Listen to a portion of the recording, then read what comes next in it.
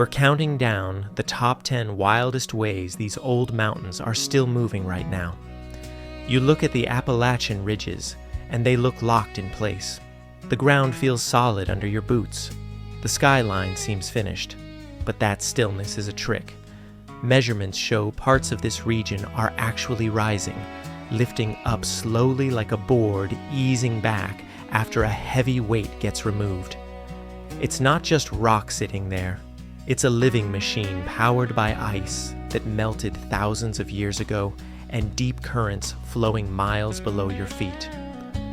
The scale is tiny, millimeters each year, but the results are huge. This motion changes how rivers cut, what rocks get exposed, and even how water sits in lakes. It turns the map into a moving target. And the craziest part? It is still happening today. We are going to track the clues that reveal this hidden lift, from the tilt of shorelines to the deep engines driving the whole system. The number one spot reveals the double punch that keeps these ancient peaks from wearing down flat. Let's begin with number 10. Fact number 10, lake surfaces are tilting like levels. You stand by a mountain lake and the water looks perfectly flat. It seems like the most stable thing in the landscape, but that calm surface is actually acting like a giant carpenter's level, and it is showing that the ground is tipping. The process is called lake tilting. Here is how it works. As the land beneath the lake rises unevenly, one shore lifts higher than the other.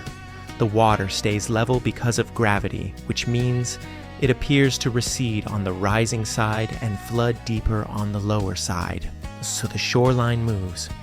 It happens so slowly that you cannot see it on a Saturday afternoon. But over decades and centuries, that shift writes itself into the coast. Geologists use these tilted shorelines to track where the crust is rebounding fastest. It's a signal that the solid earth is not staying put. The penalty for missing this is thinking the lake is just a bowl of water that never changes. The reward is seeing it as a sensitive instrument. The water is telling you that the foundation of the region is still adjusting. That motion connects back to the weight of ice sheets that left long ago, yet the land is still reacting to that exit right now. Fact number 9, GPS stations catch the invisible drift. The ground feels steady, but a network of sensitive antennas tells a different story. These are GPS stations, and they are not just for finding your way on a highway. They are fixed to the bedrock to track how the crust moves in tiny increments. Most people think the only time land moves is during an earthquake. That is the fast, violent kind of motion. But there is a slow, quiet kind called viscoelastic rebound. That big word just means the earth acts a bit like thick memory foam. When the heavy ice sheets pressed down during the Ice Age, the land sank. When the ice melted, the land started to spring back. But it does not snap back instantly. It drifts up slowly. GPS data from the region picks up this vertical motion. It is often just a few millimeters a year in the outer areas linked to the Appalachians. That sounds like nothing. A fingernail grows faster than that, but the equipment sees it clearly. This shows that the stable East Coast is actually floating upwards. The stakes are real because this data helps engineers understand flood risks and land surveys. It means the elevation on a map is a snapshot of a moving object. You are standing on a crust that is still taking a deep breath after holding it for thousands of years. Fact number 8, the battle against erosion. You look at a steep ridge and you see rain washing mud downhill. You see rivers carving valleys. Every storm wears the mountain down. That is erosion, and it never stops. So logic says these old mountains should be flat by now. They have had hundreds of millions of years to wear away, yet they are still rugged. They still have sharp drops and high peaks. What is holding the line? Evidence suggests that slow uplift is helping to balance out the wear. Think of it like a treadmill. Erosion strips rock off the top, lowering the surface, but uplift pushes rock up from below. If the push from below matches the wear from above, the mountain stays high. Research suggests the erosion rate in some parts of this region is very slow, maybe less than the thickness of a dime each year. The uplift rate from rebound and deep shifts is also tiny, but it can be higher than the erosion rate. That means the mountains might actually be gaining a tiny bit of net height in some windows of time, or at least holding steady. The penalty is assuming that old means dying. The reward is seeing the fight. The mountain is not just a pile of rock waiting to disappear. It is a structure actively fighting gravity and rain, and that battle is happening right now. Fact number 7, the ghost of ice. Weights. It is hard to picture ice sitting on top of these mountains today. The climate is too warm, but the land has a long memory. The force driving much of this rise is called post-glacial rebound. During the last ice age, the Laurentide ice sheet sat just to the north. It was incredibly heavy. In some places, the ice was like a stack of rock 3 kilometers high. That weight did not just sit there. It physically bent the Earth's crust downward. It pushed the semi-fluid mantle out of the way, like pressing your thumb into dough. Then the ice melted. That happened fast, in geological time, ending around 12,000 years ago. But the land takes much longer to recover. It is still rising to get back to its natural shape. This is the ghost of the ice. The ice is gone, but the reaction to it is still playing out. The stakes here are about understanding time lag. We think cause and effect happen together. You push a door, it opens. But here, the push happened thousands of years ago, and the door is still opening today. It shows that the landscape you hike through is still answering a call from the Pleistocene era. That connection ties the warm green ridges of today straight back to the frozen white world of the past. Fact number 6, waterfalls reveal deep shifts. A waterfall looks timeless. Water drops over a ledge of hard rock. It feels like it has always been there, but some waterfalls in the Appalachians might be clues to a deep push from below. Geologists look for things called nick points. A nick point is a sharp step in a river channel, like a steep drop or a rapid. These steps migrate upstream as water cuts through rock. But why do they form? One reason can be a pulse of uplift. If the land rises, the river suddenly has more vertical drop to cover to get to the ocean, so it cuts down harder. That creates these sharp steps. Some research links these features to changes deep in the mantle, far below the crust.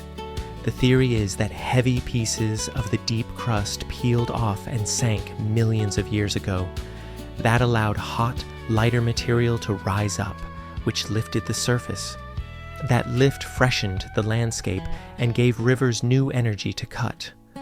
So a waterfall is not just pretty scenery, it is a scar where the river is reacting to the land moving up. The penalty is seeing a waterfall as just water falling. The reward is seeing it as a kinetic link to the deep earth. The water is fighting the rock because the rock moved, and that struggle continues every time you hear the roar of the falls. Fact number 5, fresh rock in road cuts. You drive past a highway cut and see gray walls of stone. It looks boring. It looks like dead rock. But that exposure is a direct result of the uplift engine. The logic is simple. Erosion and rivers cut down. Uplift pushes up. This combination acts like a conveyor belt. The rock you see at the bottom of a deep road cut used to be buried far underground. It was brought up into the zone where we can see it because the land rose and the surface wore away. If the land had stayed flat and still, that deep rock would stay hidden. post-glacial rebound helps drive this exposure over the last 10,000 years. It brings fresh material toward the surface. That matters because different rock layers hold different things.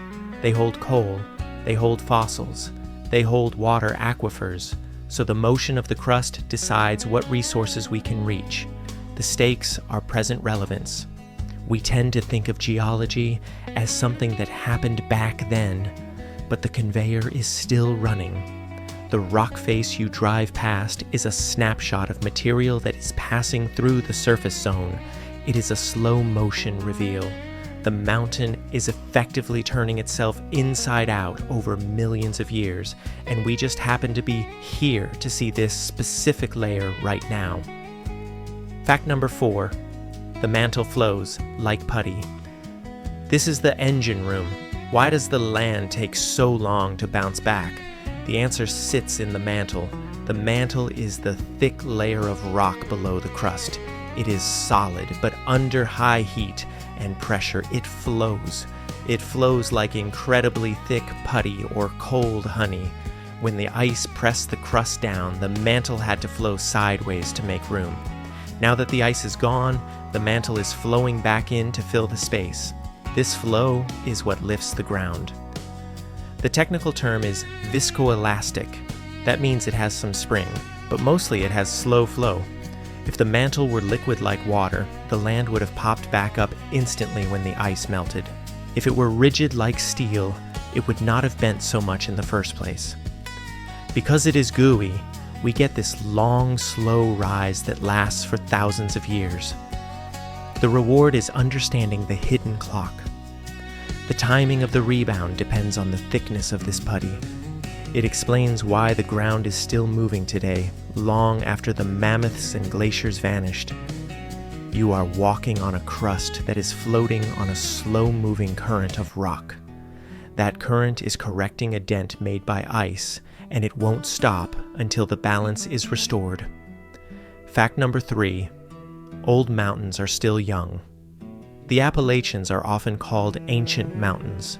They formed hundreds of millions of years ago, long before the Rockies or the Alps. By all rights, they should be worn down to rolling plains by now.